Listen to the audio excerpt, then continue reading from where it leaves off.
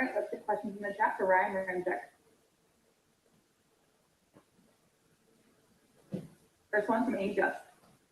Hey Ryan, how did you, after watching film, feel that Caesar did last week, especially going up against Khalil? Against Hicks, I think he did well. I think he played a solid game. Obviously, there's corrections, just like there's corrections with all of us. But as a whole, I think he did a good job. I'll keep going. As y'all have used 5, 6 different combinations this season. How do y'all have the continuity, the continuity of your play despite plugging and playing a lot of different guys? Well, I think our O-line group as a whole, our whole room, we have a bunch of talented guys in there. Guys that can start. I think our chemistry in the room is really good. It's kind of the next man up mentality for everyone. That one guy goes down, we have faith and confidence in the guy coming in. So I think we got a group of really talented players, and we mesh really well together. I think that shows up when we go out there and play. Next one from Nick Underhill. Brian, what's the challenge just when you get so familiar with the guys you're blocking and you're playing them now a third time? Does anything have to change, or do you just expect them to be who they are? Like, how do you approach that? Yeah, I think there can be certain tendencies that I might do or he might do. That you kind of get accustomed to. So you never want to keep everything the same that you do, I guess. So throwing little change ups here and there, I think is good, especially like you said, when you're playing someone, multiple times a year. What would be an example of like a change up you could do as an offensive lineman? I mean, I think like in the past game, you change up your set a little bit, do something a little bit different. Obviously there's some stuff that you can't change. You got to do what you got to do, but like I said, change up sets a little bit, something like that. Next one from Luke Johnson. Ryan, if I remember correctly, in the last game, Shaq Barrett was saying something ahead of time, how he was like getting a new move ready for you. I'm curious if you noticed that during the game, if he tried doing something different against you. Yeah, he tried a spin.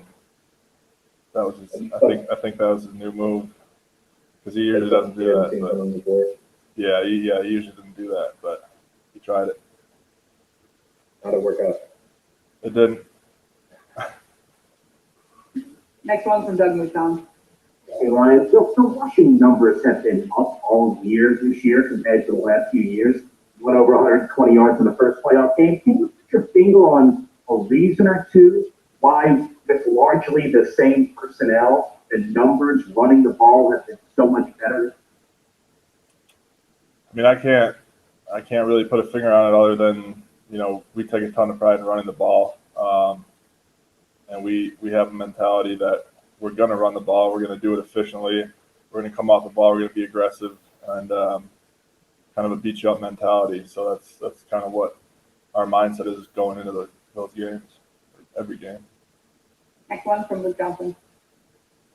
Yeah, Drew's turning 42 tomorrow.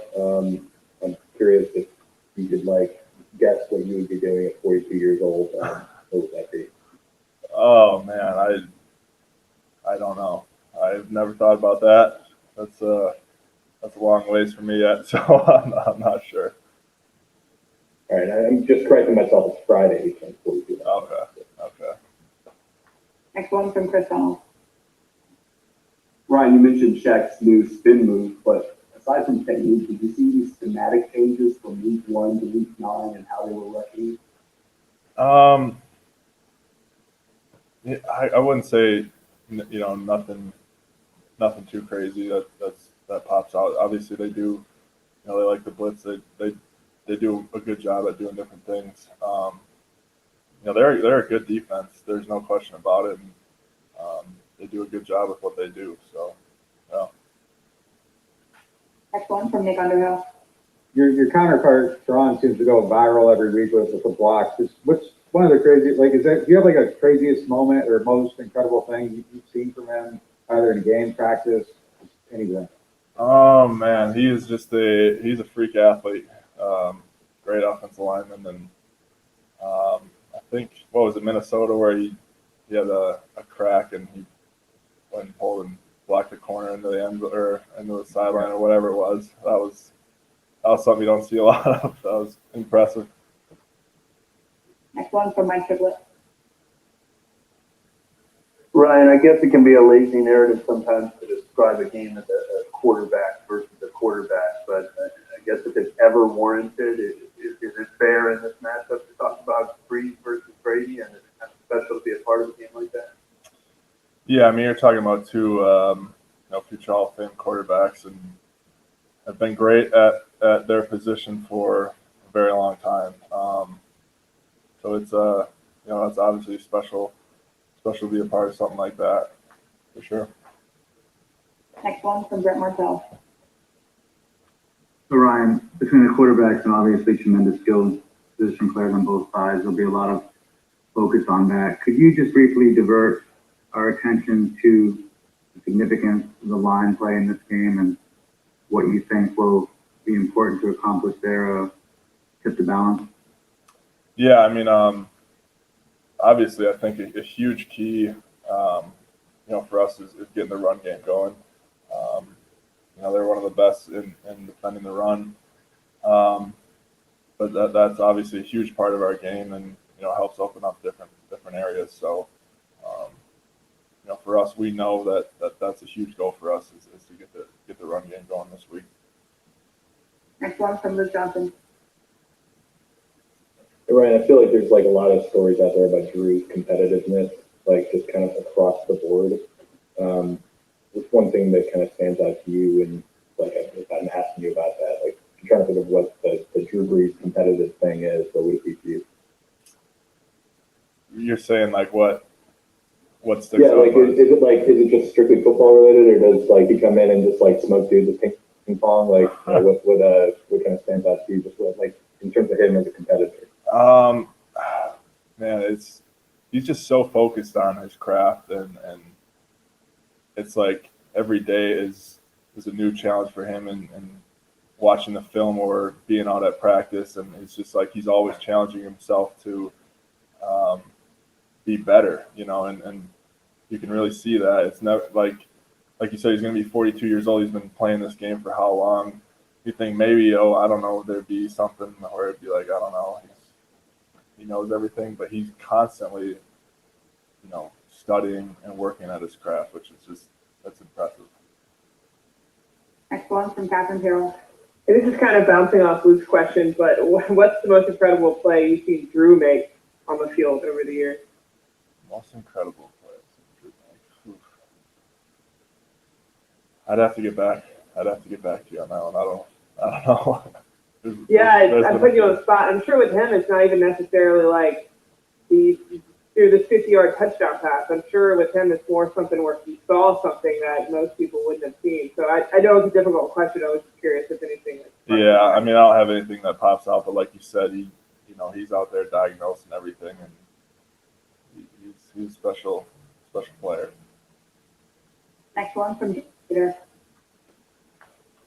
Yeah, kind of staying with the theme of everyone, I've had the unfortunate task of asking him about retirement at Pro Bowls in the past, and he's not a guy that wants to talk about the future. But have you seen a sense of urgency from him this year? I mean, I think we've even seen him chomping at the bit, wanting to come back after injuries the last two seasons. But have you seen a sense of urgency from him this year at all, or just a change in his approach? He's always a gamer. He's always competitive, but have you noticed a different nuance this year? I think, like I said before, I haven't noticed anything because he's always that guy. He's always coming in and competing and doing everything he possibly can to be better, to be back on the field after injury. Like I said, he's just always like that. Last one from Josh Hussein. Ryan, talking to somebody who knows Drew well. He says one thing that has always struck him is that Drew treats everyone with respect. Meet somebody on the street, a teammate, whatever. I just want to know what you've observed. Obviously, training camp was different this year. In the past, we've seen him for an hour go sign autographs with, thousands of people. I just want to know how you've seen him, even though he's a superstar, he seems to treat everyone the same. Yeah, absolutely. Super down to earth guy. Easy to talk to. He's doesn't have an arrogance to him. I came in as a rookie, and I'll never forget I messed up a play. I didn't squeeze a protection. I didn't pick up a linebacker, and he was really pissed off. And then after practice, he came up to me. He's like, "Hey, man, I got your back. Like, if you need anything, let me know," which really stood out to me. Being a rookie, wide-eyed rookie, it meant a lot to me. But yeah, I mean, obviously, then in the community too, he's doing stuff, and it's just, it speaks a lot of his character. We're all set. Thanks, Ryan. All right, thanks.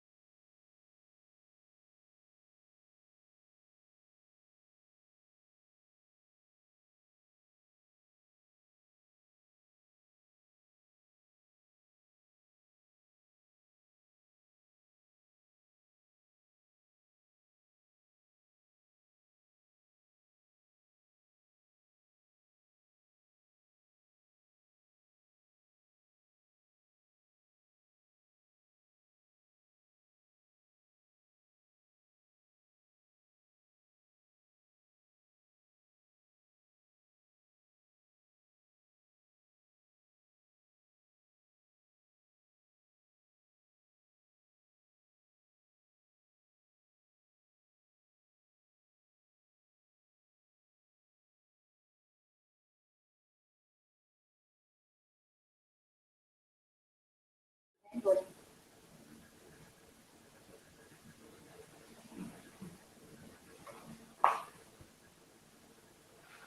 One from Mike Triplett. Cam, it feels like Tom Brady has found his rhythm with the Buccaneers in recent weeks. Have you noticed that they figured something out that's really working for that offense, or do you think it's just a matter of defensive line disrupting them and kind of knock them off their game, as you've been able to do in the first 2 games?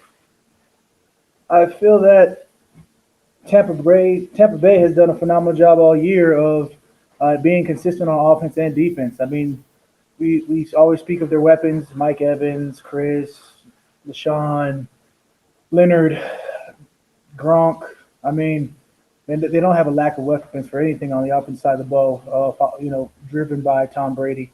And then on defense, you got the great linebacker pairing, followed by a great D line. And the secondary stepped up this year. So it's complimentary football for them. And you can see, how they've elevated their play this entire year. They're not the Tampa Bay Bucks we faced previously. These guys are serious contenders. Is it fair to say, though, that since you're probably not going to disguise and confuse Tom Brady a lot, that speeding up his clock is probably the top priority? Yeah, he's been playing, football since 1980 something. He's seen every look that you can give. I saw a meme. I guess the picture from Drew retweeted off of Tom where they're facing off in the History Channel, and I didn't even laugh. I thought that was going to happen. I thought that was just a serious event. Next one from John DeFazio. Hey, Dan. Third time you guys will be playing the same, but is it almost like they've had 3 different offenses? They had the first offense, the regular season opener, and then they added Antonio Brown the second one. Now it's, I guess, fully loaded with Antonio Brown, fully indoctrinated. Does it seem almost like it's 3 different offenses? They're high powered. They've got a high octane offense. They've got receivers and depth and running backs and depth and, one of the top 2 quarterbacks of all time. What can you say about Tampa Bay and how they play football? We played them 2 times and now we have to play them a third. This is, the most important game because it's the next game. This is something that we have to overcome to go where we want to go. Next one from Jeff Duncan. Hey, Cam, I wanted to ask you a non-game related question. What's it like to play for a coach that wears Jordans on the sideline and does the gritty dance after games with players? I mean, it's got to be a unique experience. Better than some other players, but better. He does the gritty better than a lot of other players that have tried and failed. And does he? I would imagine there's a fine line there, though, right? Anybody questioning? I wouldn't question his authority role, even though he's getting down and dirty with you guys in the locker room. What's the question there? I mean, if there's a fine line, he that's his role. He does it well. He is the coach that is going to be overly in tune with his offense, and at the same time, he's a head coach that has his hand in everything from offense to defense and wants to know everything about everything. I mean, there's a reason why he's so highly respected on this team, not because he's just given the name head coach, because of all the things that he's attuned for. Next one from Jeff. Jeff, did you have another one? Okay. Speaking of Sean, he said earlier this week that playing against Tampa in the playoffs kind of seemed inevitable. Does it feel that way to you, just how well both of y'all have played this season moving into the playoffs? Absolutely. I mean, once Tom Brady, came up at the beginning of the year and blew on his conch shell and Gronkowski popped up and, he assembled a dream team of every Merc out in the NFL game. I mean, you talk about what they were able to do. Everybody had them poised to, have a playoff run. The moment Tom Brady came on, you knew that Tampa would be, lifted up to a playoff caliber team. We just let our work speak for us. We can't control what's happening outside of our room. We can't control what's happening outside of our locker room. As the Saints, all we can control is what's ahead of us, and we have Tampa Bay again. Next one from James Slater. What what does it say about your team? the Hey, culture Jane. That you guys have been able to How'd Dallas do? What? Nothing. Okay. What does it say Nothing. about your team and this culture that you guys have been able to get back to the playoffs 3 years in a row after some of these tough runs? I mean, it's a testament to the players that we have in the locker room. The ups and downs of any season can take its toll, especially how we've lost the last 3 years. But at the end of the day, we were able to have another chance. We were able to have this season go all 16 games and come out with a 12-4 record and put ourselves in the best position to have a playoff run. And whether we're 6-10 or 12-4, as long as you make the playoffs, you have a chance. And that's all we have to do. We have to keep on fighting for each and every available snap, to each and every available quarter, to finish each and every game stronger than the last. And if we keep on doing that, we'll end up where we want to be. I've got one more for you, Cam. Oh, sorry. You can go I ahead. was going to say, I asked Coach what he planned to give Drew for his birthday on Friday. He said a good red nose plan. What do you plan to give him? The guy's going to be 42 years old, Cam. Is Metamucil a proper answer? No. A heated blanket. No, you can't. If anything, I don't know if anybody can buy Drew Brees anything that he doesn't already have. So when you talk about what we're going to do, I'm just going to co-sign on the Reds. I'm going to give a great look on scout team if he asks for it. Next one from Luke Johnson. Hey, Cam, you're kind of speaking on Drew. I feel like I've heard a lot of stories about his competitiveness, maybe even outside of the football field. When you're thinking about Drew's competitiveness as a player, human being, whatever, what's the first thing that comes to mind? Ricky Bobby. If you're not first, you're last. At the end of the day, he's an ultimate competitor. And you know that the first day you ever meet Drew in a football environment, he's always been at the top of his fierce competitive nature. I mean, you just catch that wind just going in, my rookie year at a lockout year, and we're practicing over at Tulane. You realize how competitive he was. 10 years later, he's probably even more competitive than he was then. I mean, he wants to win everything from throwing trash away, being the first there to do it, to whatever, quarterback competition they have during camp, to every rep, any minuscule detail he wants to go over it 1,000 times. Whether he's taking a rep or not, he's going through all of his motions, seeing things that, I cannot clearly when he's going through his motions and how he'd attack a defense. I mean, these are something that you just come to expect, the standard in which he is. So competitive level, always been high. Has he ever beat you at Super Smash Brothers? I'm unbeatable. And ping pong. Ask him about it. Ask about it. Next one from Jeremiah Jones. Hey, Cam, how's it going? Coach has said this morning that the defensive line had a big influence on the victories earlier this year, especially the second one. Could you kind of summarize what you felt like you guys did really well? Yeah, I think that you expect them to respond in the third meeting. Come on, you're asking me how I feel about the defensive line. I feel like what do you mean the first two games? All 17 games we played, all 160 plus games that I've been a part of. I always think the defensive line is the most impactful component of a game. Without the defensive line, I mean, we always say we are the spear, not the tip of the sword, not one of the weapons. No, we are the entire weapon, and then everybody else can feed off of our energy level. And at the same time, it's awesome to see. You have linebackers that roll downhill, you have DBs that cover. But I'm jaded. If you say what's the most important part of any game, I'm gonna say the physicality within the D line and how we affect the quarterback. You expect them to have changed things up a bit or respond in a certain way? Did you notice anything studying the film of their weaknesses? Yeah, the way we attack practice, the way we attack this game is all that I'm focused on. The film that we break down and how they change up, they switch up their game plan, that's entirely on them. What we are capable of doing is controlling what we can't control, and that's how we set the edge and play the interior line.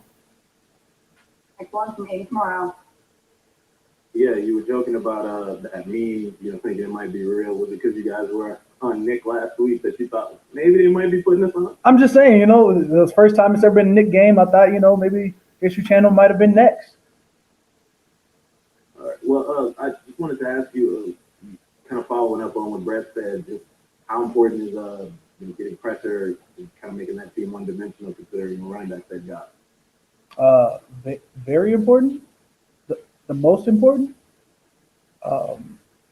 So I guess following back on that last question, yeah, I do believe that defensive line, anytime they take the field, has the ability to take over a game. Whether that's, containing a quarterback that's able to scramble or getting after Tom Brady, who has one of the fastest releases in the game and has 17 different weapons on his offense. If we take away the run, then we eliminate something that, we're able to control. If it comes out, the outcome comes out like any of the last two games, we'll be fine.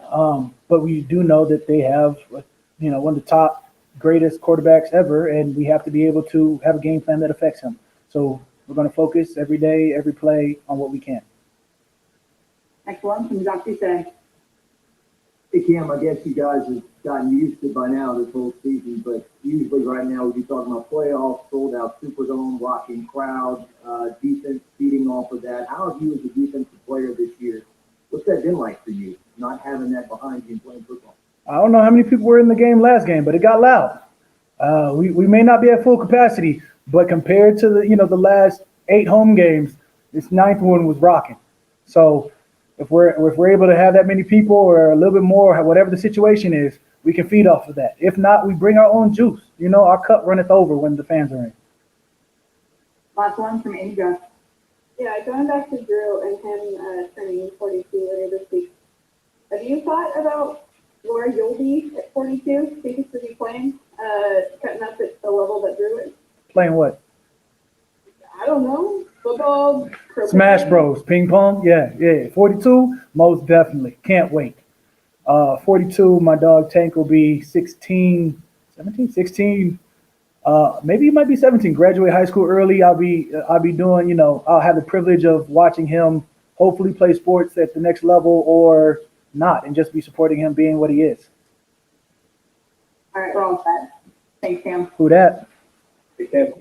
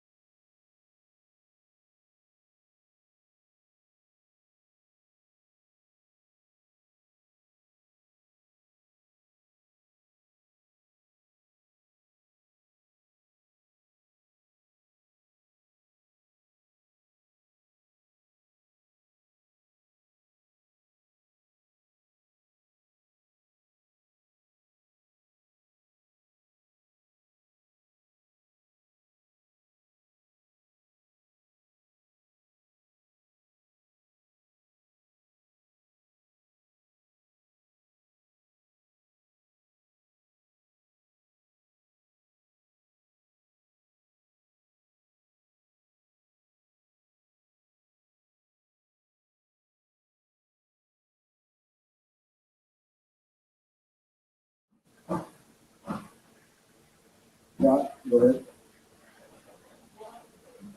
First? You said me first? Yeah. Okay. Drew, I had the pleasure of a great interview with your friend Brandon Landry yesterday, and just kind of doing a story on your friendship and how you met and everything. What can you share about Brandon and what you guys have experienced the last several years?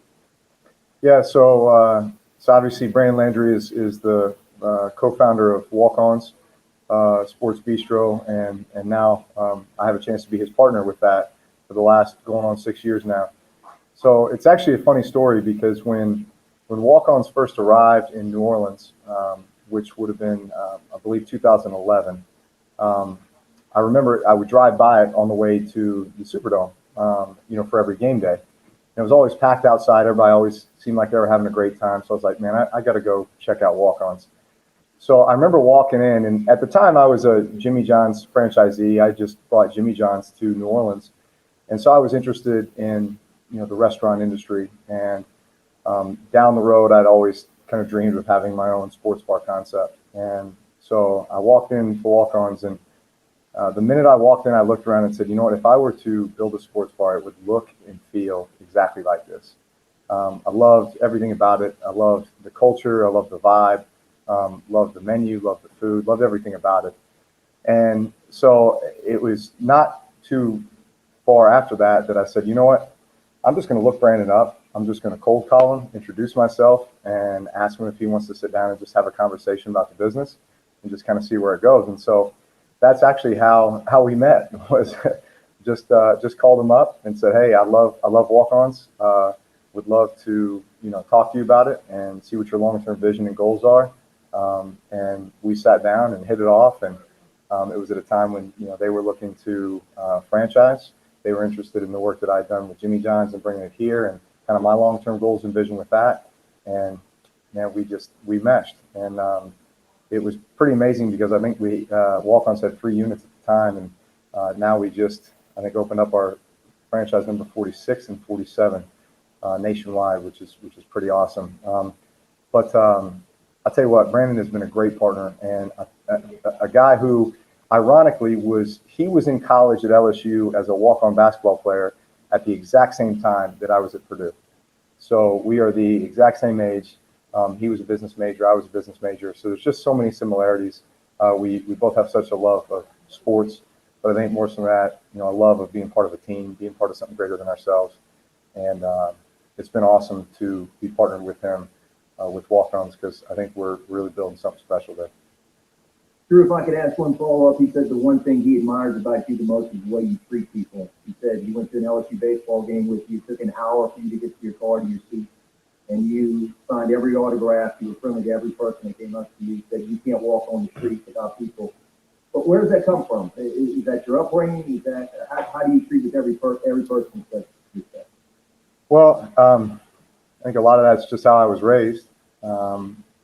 But I think also, I was such a huge sports fan growing up. I had so many idols in so many different sports. I mean, that's what my brother and I did every waking hour. If we weren't in school, it was playing ball. And so, we idolized a lot of these people. When we had the chance to meet them, I can remember every one of those interactions and just the way that it made me feel as a kid or as a fan.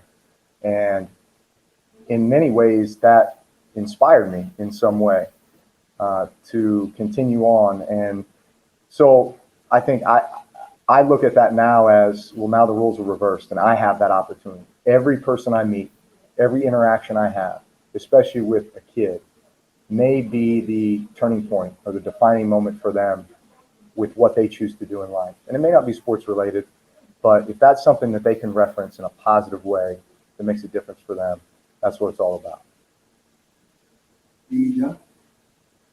Yeah, the Saints, as long as you've been here, I've done a pretty good job at preparing for every possible contingency, and the latest with COVID is bringing on a couple special teams guys to isolate away from everybody. And with that, you're not the oldest player on the roster anymore.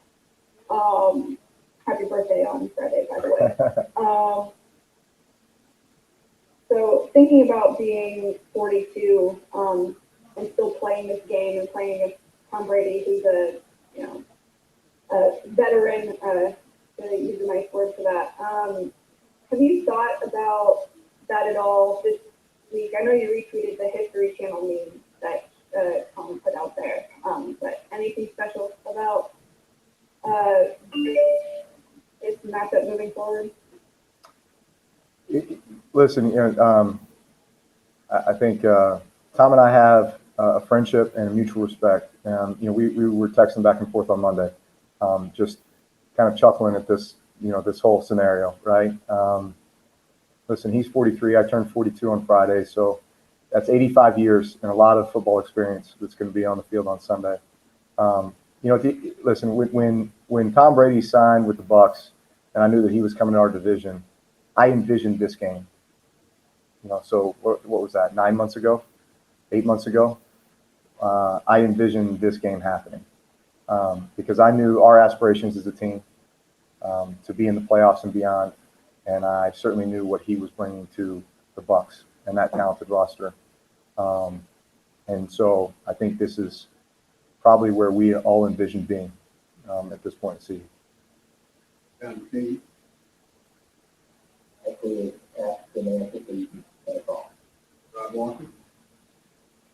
Hey, Drew, if I had told you back in 2001 when you were 22 years old, come to the league, that you'd still be playing at 42, what would you have said to me? Oh, listen, there's plenty of things I would have told you, no way. It's crazy. I mean, that wasn't even on my radar.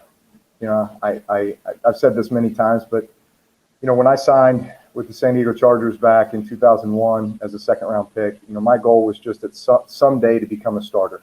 If I could just become a starter in the NFL. And when I first became a starter, it was, well, man, love to take my team to the playoffs. Love to make a Pro Bowl. And then once we accomplish those things, it's let's try to win a championship. And we win a championship, and maybe I could play 10 years. Maybe I could play 15 years. And you just kind of keep setting these goals and these benchmarks along the way, but never in my wildest dreams back then as a 22-year-old coming into my first training camp would I've ever thought that I'd be here right now 20 years later.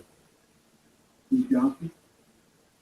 Drew, I know a lot of stuff goes into it, both your mental, physical preparation, all that sort of stuff, but how important is it to be like, to be at this stage of your career playing your 20th season in the NFL, to be like a really competitive person? Like, how important is that to you being where you are right now? How important is what now? Just being a competitive person, whether it's like football, ping pong, Oh yeah, I mean, there's got to be something that drives you, and I've always loved athletics. I've always loved to compete. I've loved the grind. I've loved the preparation. I've loved all that, the process that goes into actually then competing on Sunday.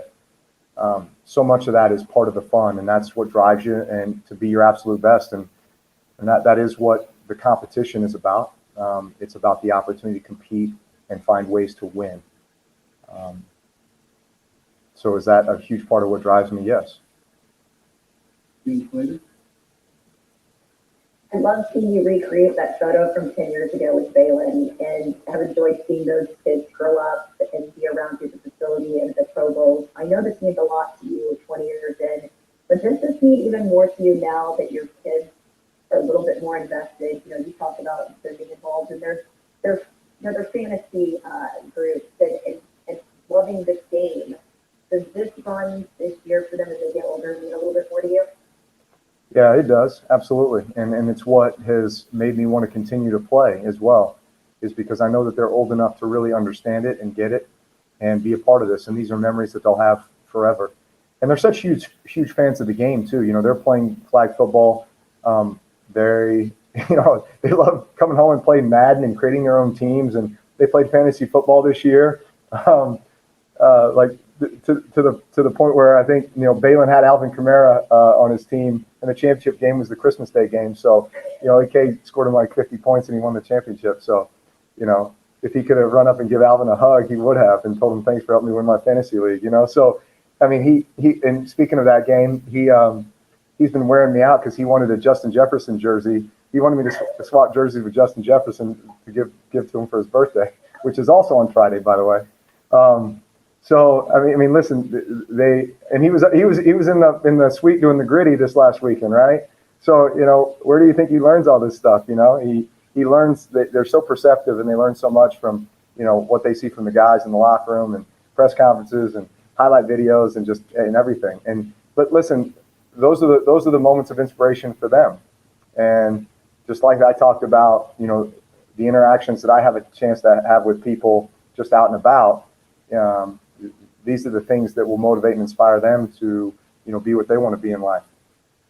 Was it hard after the playoffs, Drew, going home to your kids? What was harder for you and the way some of those playoffs ended, or going home, to the kids because they care so much and they are so invested at this stage?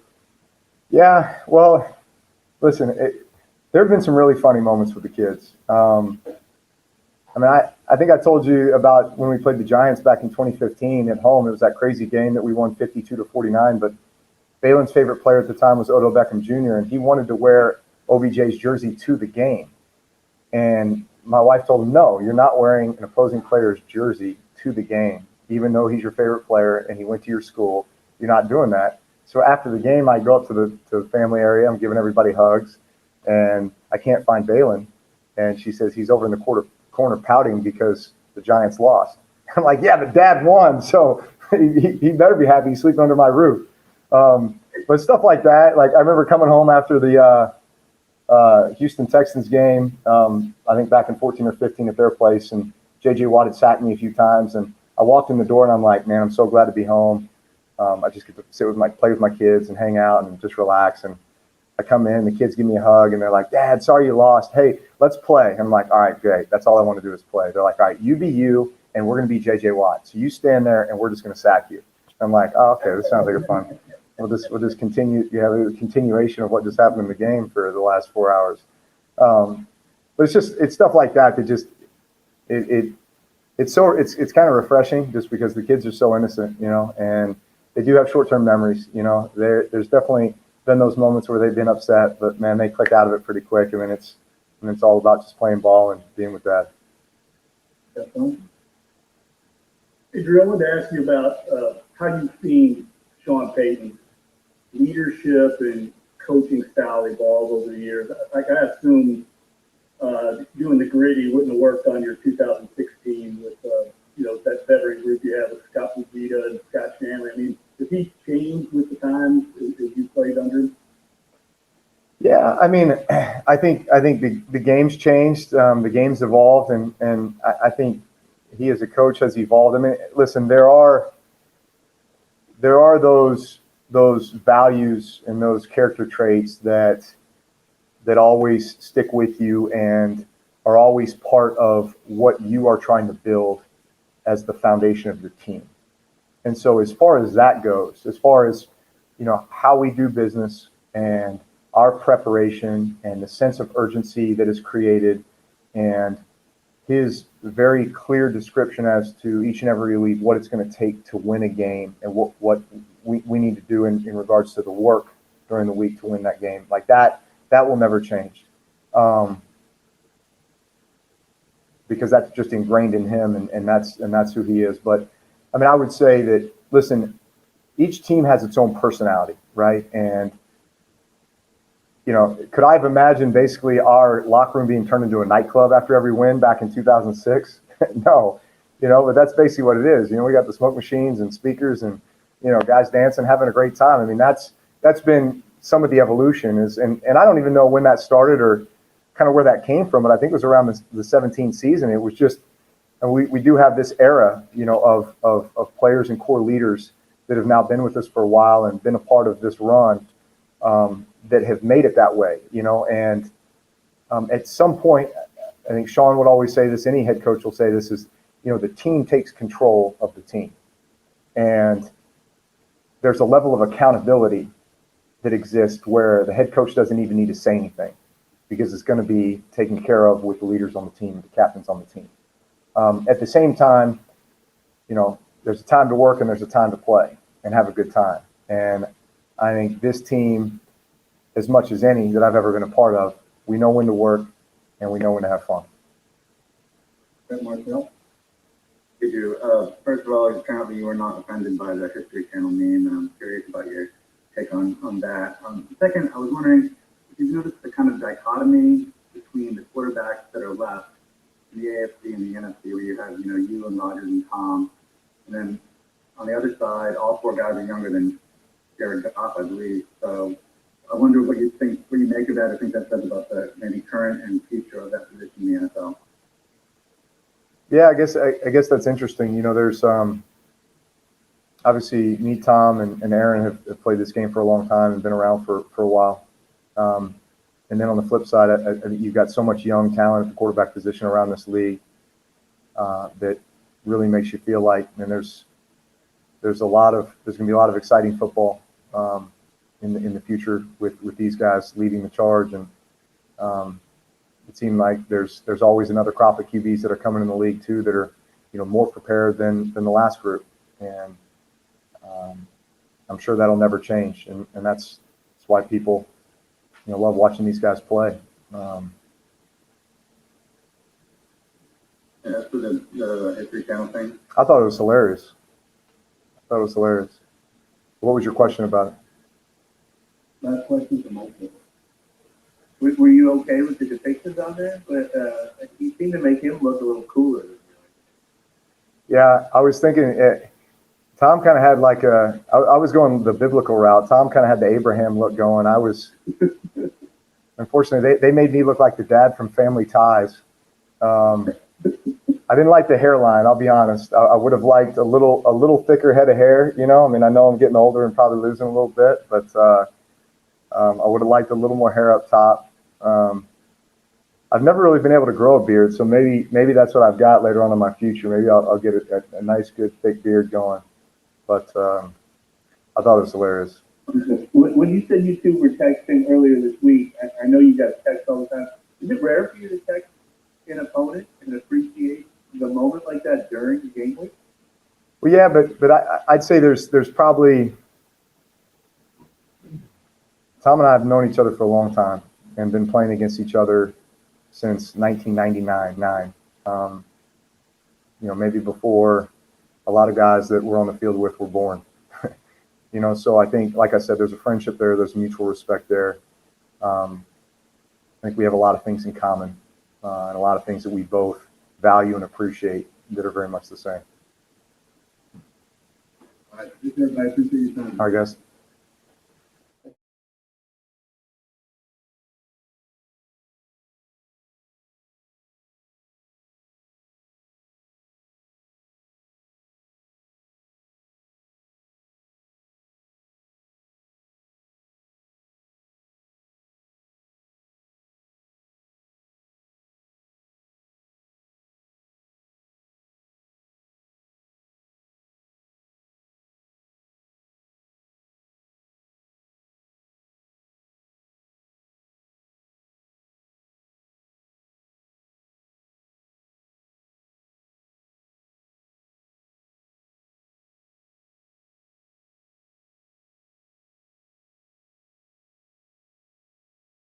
What kind of role do you think Malcolm Jenkins played in y'all's defensive success, especially this last half of the season? It seems like it's kind of really settled in and found his place in the defense. He's been phenomenal.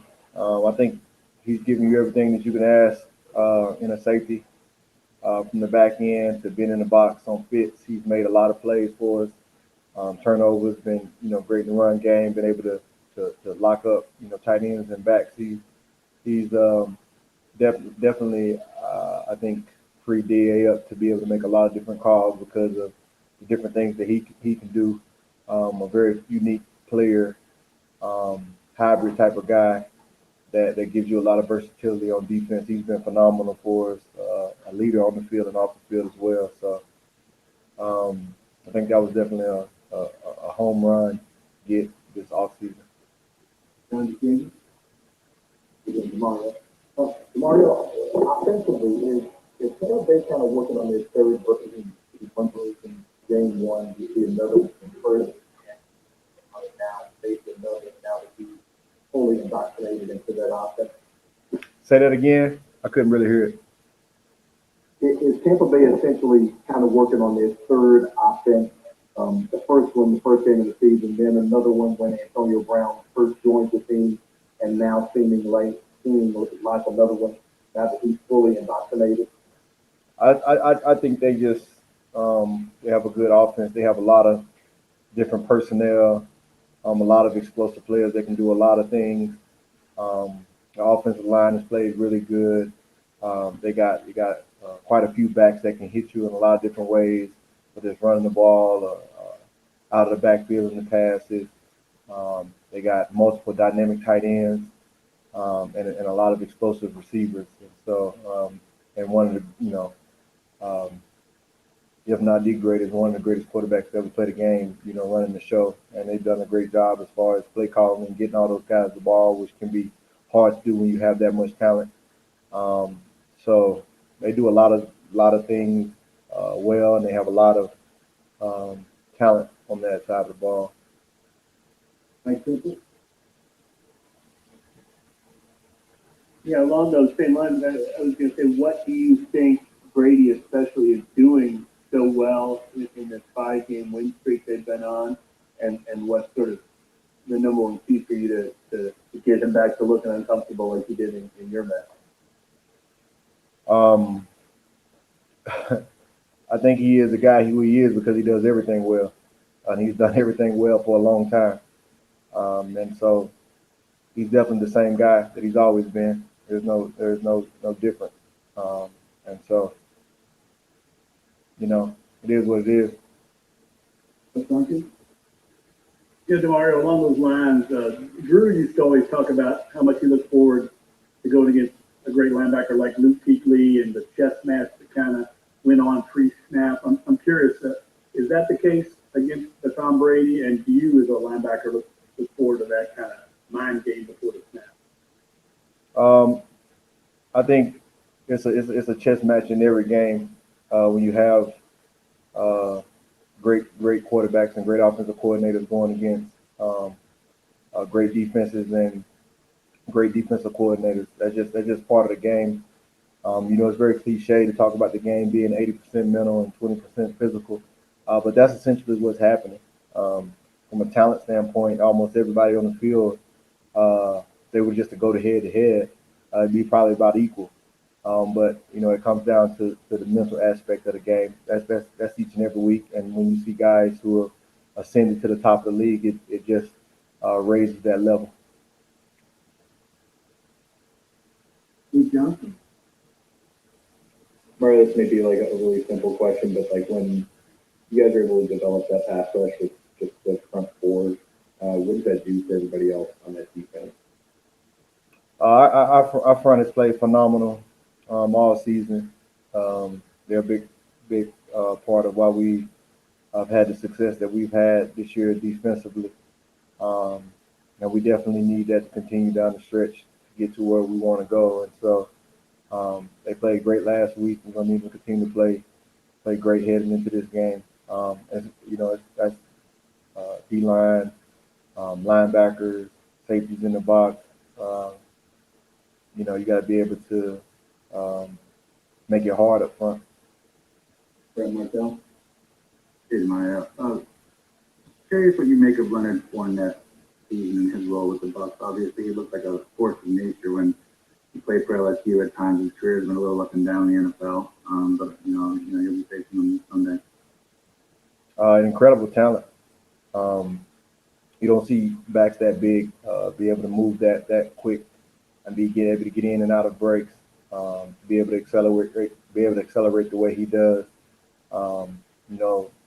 They feel comfortable being able to use him in the run game and in the pass game. He's a complete back, and so they definitely got a good one when they got him. Rob Walker. Hey, DeMario, I know you turned 32 the other day, had a belated birthday. But I wanted to ask you about Drew Brees, who turned 42 on Friday, and just how crazy does that sound to know that he's playing at 42, and can you imagine playing 10 more years? It's phenomenal. I think it speaks a lot to him, and his preparation and his durability, his toughness, You know, whether it's his regimen or his process, everything that has allowed him to be able to play at a high level and to be able to do that on a consistent basis, but to be able to have that longevity in his career as well. You know, it's phenomenal. And really to be able to go into a game where two of the best quarterbacks of all time are going head to head, and one of them is 42 and one of them is 43, is something, you know. And I think they both have set a standard that, you know, players in this game can only hope to emulate. And last question for Jeff. Hey, tomorrow, something completely non-game related, but I assume you were there at training camp for the rookie show a year ago, 2019, when Sean Payton broke out his rapping skills. I was just curious, how would you evaluate his battle rap ability? From what I witnessed, if I'm giving my honest opinion, we got quite a few artists on our team, probably about 5 or 6, not including Sean. When you put him in the mold, I'm gonna have to say he in the top 2. He in the top 2, that's for sure. Did that shock you to see him do that and drop the mic and walk out and take down the rookie? Yeah, it blew me away. It blew me away for sure. Thank you. Thanks, everybody. Thanks, Mario. Thank you guys. Be blessed.